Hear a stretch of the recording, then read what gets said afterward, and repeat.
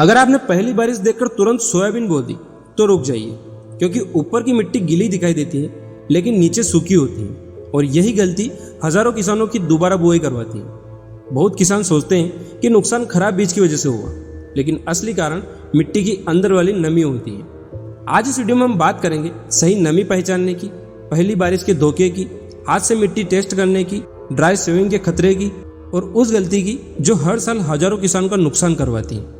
और दोस्तों, आप देख रहे हैं श्री राघव ऑर्गेनिक कृषि सौगरिया, जहाँ खेती की बातें किताबों से नहीं, जमीन की सच्चाई से बताई जाती है। सबसे पहले एक बात समझ लीजिए, सोयाबीन सिर्फ बारिश से नहीं उगती, सोयाबीन सही नमी से उगती है। बहुत किसान क्या करते हैं, बारिश हुई, ऊपर मिट्टी गीली दिखी और अगले दिन ट्रैक्टर लेकर खेत में उतर गए।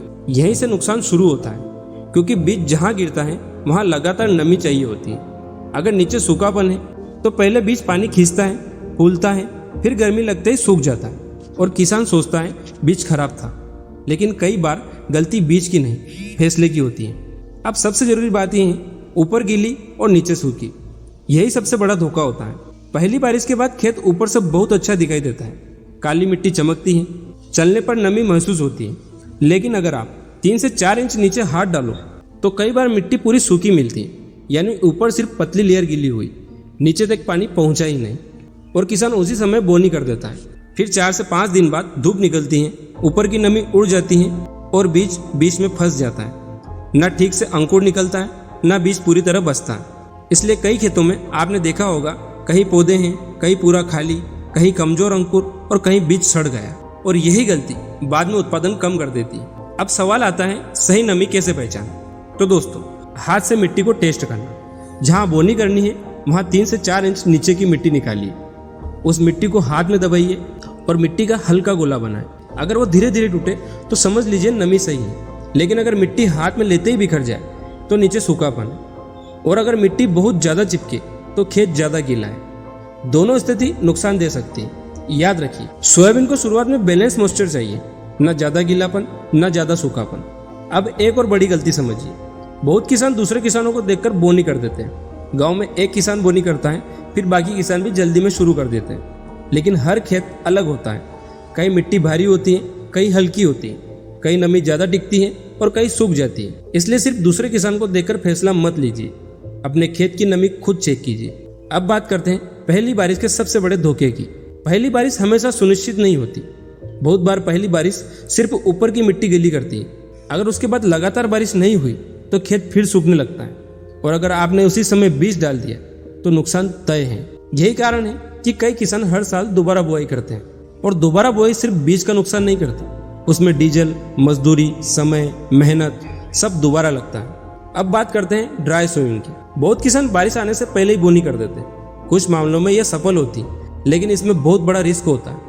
अगर बारिश समय पर नहीं हुई तो बीज मिट्टी में पड़ा पड़ा खराब होने लगता है। कुछ बीज फंगस पकड़ लेते हैं, कुछ अंकुर निकलने से पहले ही मर जाते हैं। और सबसे बड़ा नुकसान तब होता है जब पहली हल्की बारिश के बाद बीज फूल जाता है, लेकिन दूसरी बारिश समय पर नहीं आती, यानी बीज एक्टिव हो गया लेकिन मॉइस्चर नहीं मिला। यह स्थिति बहुत खतरनाक होती है। अब एक और जरूरी बात, आज कई खेतों में मिट्टी की पानी पकड़ने की क्षमता बहुत कम हो चुकी है। क्यों? क्योंकि मिट्टी में ऑर्गेनिक मैटर कम हो गया है। पहले खेतों में गोबर खाद, फसल अवशेष, जैविक पदार्थ ज़्यादा जाते थे, लेकिन अब कई किसान सिर्फ केमिकल फर्टिलाइजर पर निर्भर हो गए हैं, जिससे मिट्टी धीरे धीरे खत्म होने लगी और सख्त मिट्टी पानी जल्दी छोड़ देती है। यहीं पर जैविक खाद बहुत काम आती है।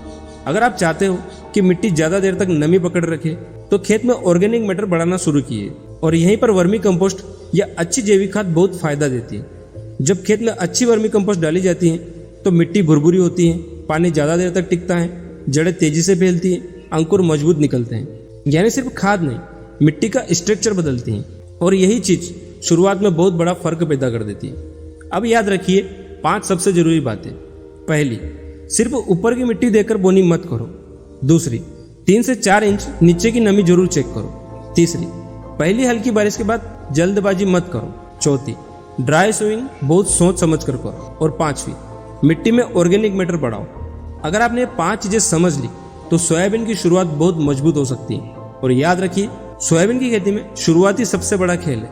अगर शुरुआत खराब हुई तो बाद में दवाई और खाद भी पूरा नुकसान नहीं बचा पाती। अब अगर आपने पहले से ही बोनी कर दी और कुछ जगह पौधे नहीं निकले तो तुरंत खेत को चेक करें। जहाँ पर ज़्यादा गैप है वहाँ समय रहते गैप फिलिंग करें और फ्यूचर के लिए मिट्टी की ताकत बढ़ाने पर काम शुरू करें, क्योंकि असली लड़ाई सिर्फ बारिश की नहीं, मिट्टी की ताकत की होती है। तो दोस्तों, आज आपने समझा कि सोयाबीन की खेती में सबसे बड़ी गलती कहाँ होती है। गलती सिर्फ बीज की नहीं होती, कई बार मिट्टी के अंदर वाली नमी असली कारण होती है। ऊपर गीली, नीचे सूखी, और यही धोखा हजारों किसानों की दोबारा बुआई करवाता है। इसलिए अगली बार बोनी करने से पहले मिट्टी हाथ में उठाएं, नीचे की नमी चेक कीजिए, जल्दबाजी मत कीजिए और मिट्टी को जिंदा रखिए, क्योंकि अच्छी खेती सिर्फ बारिश से नहीं, समझदारी से होती है। और दोस्तों, अगर आपको खेती की ऐसी असली और काम की जानकारी पसंद आती है तो हमारे चैनल श्री राघव ऑर्गेनिक कृषि सगोरिया को सब्सक्राइब जरूर करें और इस वीडियो को अपने किसान भाइयों तक शेयर जरूर करें। हो सकता है आपकी एक शेयर किसी किसान का हजारों रुपए का नुकसान बचा सके। किसान मेहनत से नहीं हारता, गलत जानकारी और गलत समय पर लिया गया फैसला उसे नुकसान देता है। लेकिन जिस दिन किसान मिट्टी को समझना सीख जाएगा, उस दिन खेत भी बदलेगा और किसान की जिंदगी भी।